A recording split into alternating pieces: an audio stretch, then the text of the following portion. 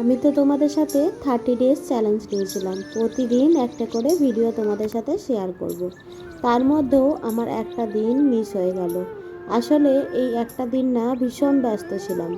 সকাল থেকে একটা জায়গায় গেছিলাম, অনেক ভিডিওই করেছিলাম, কিন্তু তাও তোমাদের সাথে রাত্রেবেলা আর ভিডিওটা শেয়ার করার মতন একটু এনার্জি ছিল না। শরীরটা এতটাই ক্লান্ত হয়ে পড়েছিল, খারাপ লাগছিল, মনে হচ্ছিল না আর কোনো কথাই তোমাদের সাথে বলি। আসলে শরীরে বা কী দোষ বলো তো, শরীরটাকে আমরা যদি এতই টানা হিচড়া করি তাহলে তো শরীর খারাপ হবেই।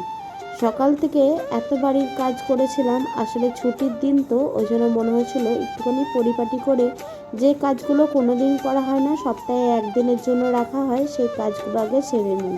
তারপরে যেহেতু বাইরেও গেছিলাম তাই কিন্তু আরও বেশি ক্লান্ত হয়ে গেছি। ঘরের সমস্ত কাজ করে বাইরে গেলে তখন তো ক্লান্ত বেশিই লাগে।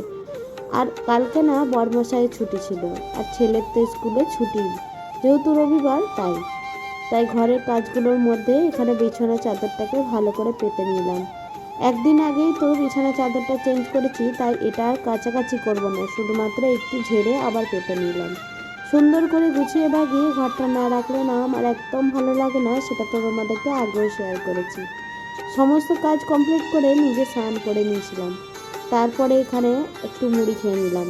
আজকে আর সকালবেলা টিফিন করার মতন সময় পাইনি, ওই যে ঘরের বেশি করে কাজ করতে গেছি সেই জন্য, তাই চপ দিয়ে মুড়ি খেয়েছিলাম। আর ছেলেকেও স্নান করিয়ে দিয়েছিলাম সকাল সকাল, যেহেতু আজকে ওই যে তোমাদেরকে বললাম একটা জায়গায় গেছিলাম, সেই জন্য ছেলেকে আগে স্নান করিয়ে তার বাবার কাছে দিয়ে এলাম। আসলে ছেলেকে রেডি করতে না অনেকটা সময় লেগে যায়, তাই আমি স্নান করার পরে ওকে স্নান করিয়ে আগে রেডি করে তারপরেই আমি নিশ্চিন্ত মনে রেডি হলাম। তারপরে একটুখানি দোকানেও ছিলাম। আসলে সকালবেলায় দোকানটা সামাল না দিলে চলবে না, তাই বনমশাই দোকানে অনেকক্ষণ ছিল, 11টা পর্যন্ত দোকান করে তারপরেই আমরা বেরিয়েছিলাম। এতক্ষণে তো তোমাদেরকে বলাই হয়নি কোথায় যাচ্ছে। আমরা যাচ্ছি আমার বেঞ্চু পিসি শাশুড়ির বাড়ি। আসলে আমার বড় ননদ নয়, একটু পায়ে অপারেশন হয়েছে, একটু অসুস্থ, তাই তাকে দেখতে যাব। আর এমনি অনুষ্ঠান ছাড়া তো কোনো কারোর বাড়ি এখন আর যাওয়াই হয় না, তাই অনেক দিন পরে যাচ্ছি বলে একটু আলাদাই আনন্দ লাগছিল। আর সবাই যেহেতু অনেক দিন পরে একসাথে হব, তাই কিন্তু আমার আরেক ননদও গেছিল। আমরা ননদ বৌদি দুজনাতে গেছিলাম, এদিকে ভূমি, এদিকে অদ্রিত, আমি আর তার বর সবাই মিলেই গেছিলাম। আর দুটো বাইকে গেছিলাম যেহেতু কোনো অসুবিধা হয়নি। আর তারপরে এখানে রাস্তায় যেতে যেতে দেখো কী সুন্দর লাগছিল দেখতে দৃশ্যগুলো।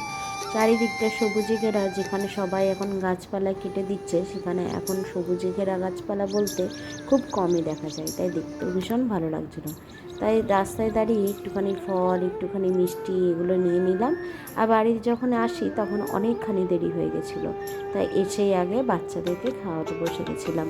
তারপরে আমরাও খেয়ে নিয়েছিলাম। আমরা খেতে খেতে অনেকখানি গল্প করেছিলাম, আর গল্প করতে করতে কখন যে সময় পেরিয়ে গেল বুঝতেই পারলাম না। এবার বাড়ি যাওয়ার সময় হয়ে গেছে, তাই এদের তিনজনাকে দেখে আমরা ভীষণ মিস করছিলাম আজকের দিনটাকে। আজকের এই সুন্দর দিনটাতে এভাবেই গল্প করে আনন্দ করে কেটে গেল। আজকের এই গল্পটা তোমাদের কেমন লাগলো অবশ্যই জানিও।